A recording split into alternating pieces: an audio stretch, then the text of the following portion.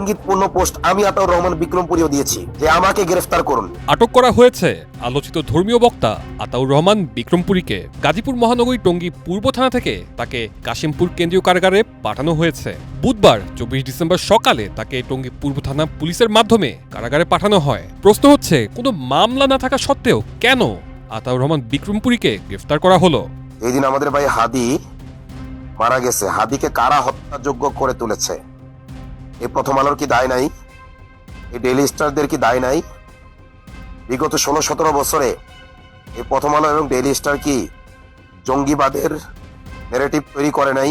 এর আগে গত মঙ্গলবার রাতে আতাউর রহমান বিক্রমপুরীকে আটক করে ঢাকা মহানগর গোয়েন্দা পুলিশ। বুধবার ব্যাপারটি নিশ্চিত করেছেন ঢাকা মহানগর পুলিশের গণমাধ্যম ও জনসংযোগ বিভাগের উপকমিশনার মোহাম্মদ তালিবুর রহমান।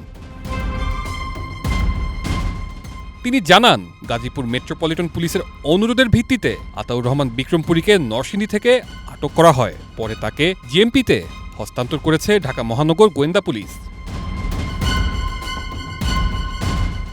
অন্যদিকে গাজীপুর মেট্রোপলিটন পুলিশ বলছে, আতাউর রহমান বিক্রমপুরীকে 3 মাসের আটক আদেশ বা ডিটেনশন দেয় স্বরাষ্ট্র মন্ত্রণালয়। এটা কোর্টের কোনো ফাংশন নয়। ডিটেনশনটাই হলো মামলা ছাড়াই সরকারের নির্বাহী আদেশে আটক করার এখতিয়ার। হ্যাঁ, আতাউর রহমান বিক্রমপুরী এই মুহূর্তে হচ্ছে যে কাশিমপুর হাই সিকিউরিটি কারাগার। স্বরাষ্ট্র মন্ত্রণালয়ের যে একটা আটকাদেশ আছে, মূলত হচ্ছে ওই ইয়াতে প্রেরণ করা হয়। সেই আটকাদেশ অর্ডার মূলে হচ্ছে তাকে আটক করে হচ্ছে কারাগারে প্রেরণ করা হয়। সেই আদেশ অনুযায়ী ঢাকা মেট্রোপলিটন পুলিশের গোয়েন্দা বিভাগ নরসিংদী থেকে তাকে আটক করে।